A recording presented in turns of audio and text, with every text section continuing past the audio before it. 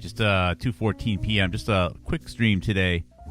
Just had a couple thoughts, and I was going through my archive, markulak.live, March 27th, 2025, on who became the vice president when Lyndon Johnson became president after John F. Kennedy's assassination. And I'm a train wreck, so I'm not even going to go on the camera right now. I'm sure my audience, being as educated as you guys are, see, I just see a couple comments here.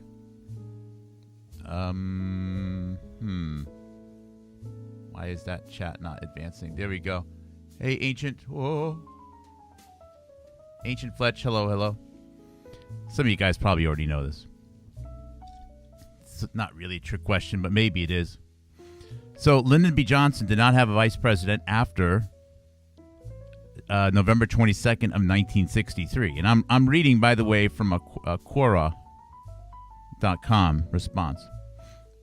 Until Inauguration Day in January of 1965. The post of the vice president was vacant after John F. Kennedy's assassination. Hubert Humphrey was elected vice president in November of 1964 and took office in January of 1965. Thereafter, the United States Constitution was amended in 1967 to ensure that if a vice president became president from the resignation or incapacity of a president, the new president would choose a vice president and ask Congress to approve of the choice. Likewise, if a vice president died or resigned, the president would choose a new vice president. This soon came into effect with the first and second and only exercises of the 25th Amendment of the Constitution. Vice President Spiro Agnew was caught taking bribes and forced to resign in early 1974. Nixon tapped Gerald Ford to take over the vacant post of vice president. Nixon hoped with Agnew's scandal over, he could refocus his attention on governance, but the Watergate scandal intensified once fear of an Agnew presidency was relieved, and Nixon was forced out in August. Ford, the first beneficiary of the 25th Amendment, then had to exercise it a second time in the same year to ask Governor Rockefeller, that's Nelson Rockefeller of New York State, to take office as the vice president was vacant again.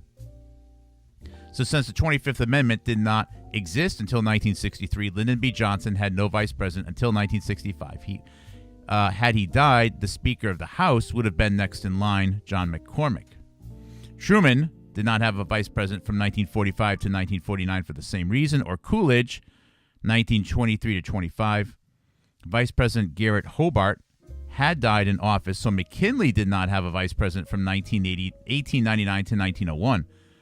You can go further back to Chester, Alan Arthur, Andrew Jackson, Millard Fillmore, John Tyler, Andrew Jackson, James Madison, and maybe even Jefferson from 1808 to 1809.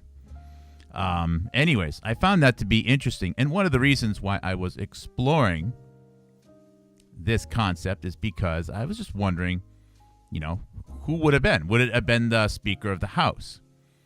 Or might it have been potentially the most popular Democrat at that time? And this is, and you know what? This is one of those things where I can't believe no one has thought about this.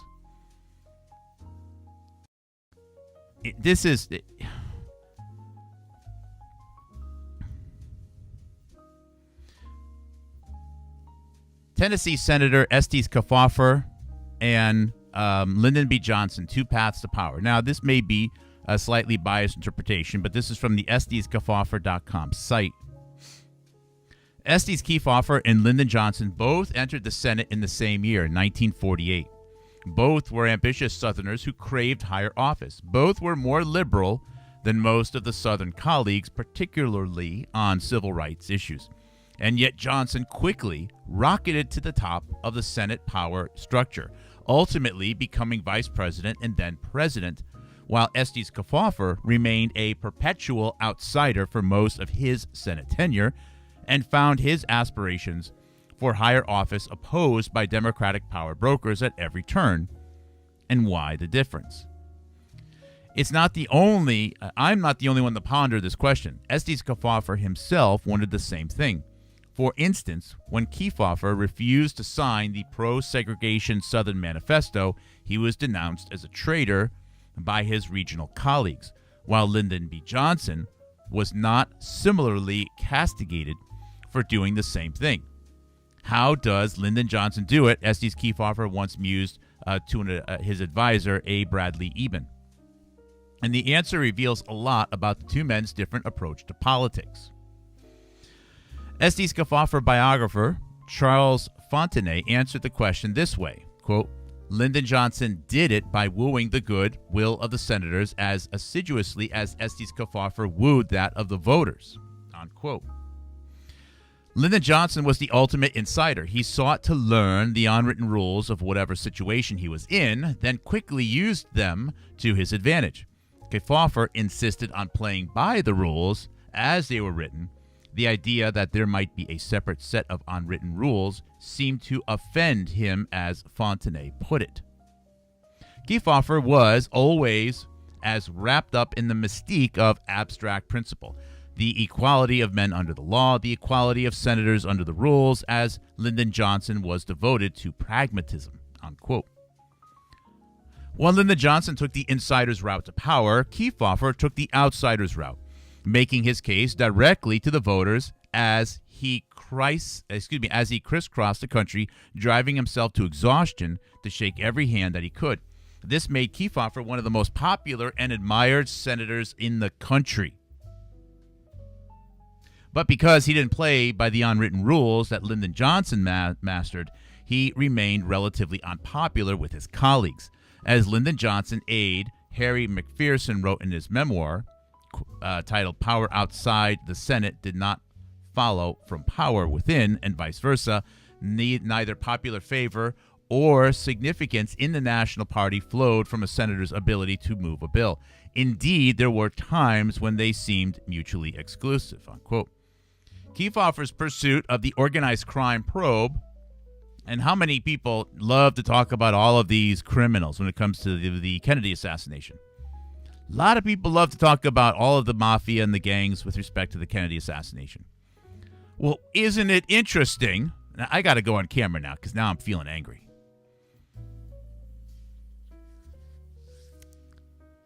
Isn't it interesting that someone who could have been next in line to become president and was actually very popular with a lot of the people in the country, isn't it odd that that person took on organized crime during the Kennedy administration somewhat effectively? And isn't it odd that that person, for all intents and purposes, dropped dead on the Senate floor 7 weeks before JFK was assassinated? Maybe it was 8 weeks. How does no one ask this question?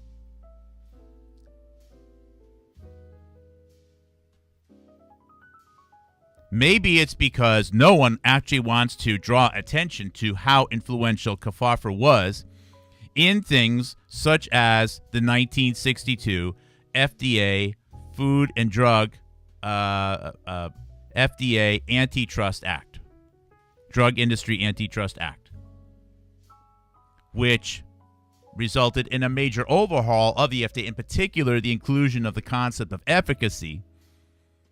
Much of it was supposedly inspired by the thalidomide scandal, or whatever that was, out in Europe, and even included the Robert F. Kennedy Department of Justice and their very first antitrust division United States intellectual property attorney, Les Weinstein, the father of Brett Weinstein. I'm just saying that there's an awful lot of things that seem to have connections to our current day dilemma. But for some reason, those connections are being snipped out and cut and avoided and danced around by everyone that suggests that they're doing any type of useful investigation into the Kennedy assassination.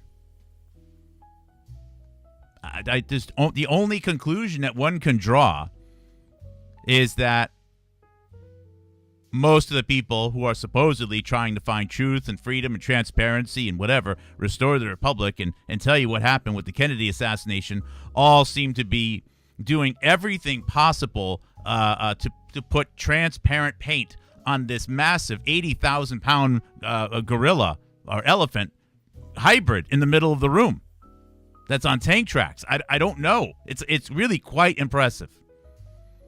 As a matter of fact, something I also threw in the title is, what was the last presidential appointment of John F. Kennedy? Now, although it wasn't necessarily a meaningful role, it was actually the director of the arts programs for the United States embassies.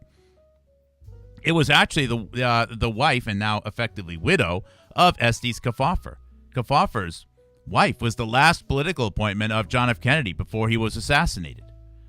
I mean, it's not necessarily a super important role, I guess. I don't mean to minimize the value of culture and having good international and diplomatic relations with countries around the world and appreciate art and so on. But seriously, I mean, it's something, but no one will mention it. Nobody. Anyways, it's actually quite interesting, and I just thought I'd spend a few minutes just going over this. It didn't take very long to dig this up. And I'll also say, with respect to insiders, I think Lyndon Johnson had the ultimate inside role. And it was a little bit more than just him knowing how to shake hands and, whatever, develop those type of bonds with people. That Karnak fact, there was in Karnak, Texas, there was the largest munitions plant created, one of the largest anyways, in the United States history.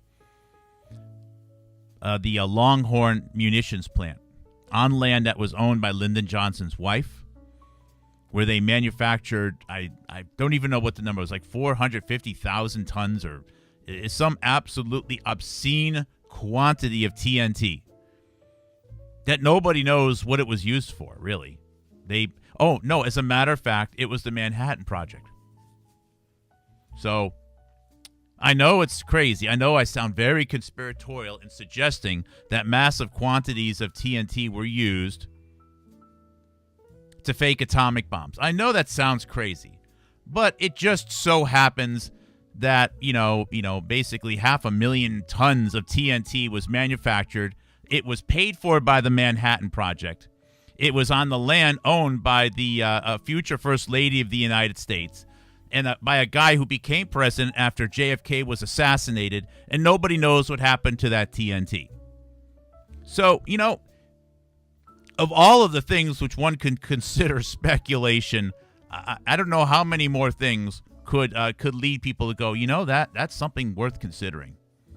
And if it's possible that the extended family of Lyndon Johnson provided land and resources and whatever that was necessary to basically create this ultra-secretive program, the Atomic Energy Commission, through materials and manufacturing and so on, which then provided this envelope, this vacuum, where the Human Genome Project would be run in the future, run by the United States Department of Energy, which becomes the longest-running, most well-funded, continuous project in probably all of human history. Well, these things seem to make sense, more so than maybe a couple of mobsters and, I guess, Israel basically wanting to have a cash coupon to save some money on guns.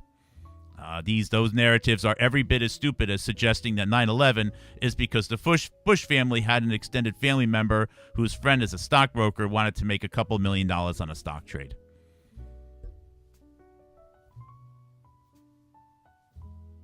Just saying. Let's go out with some cool Los Angeles jazz. I got to get back to my taxes. Love you guys.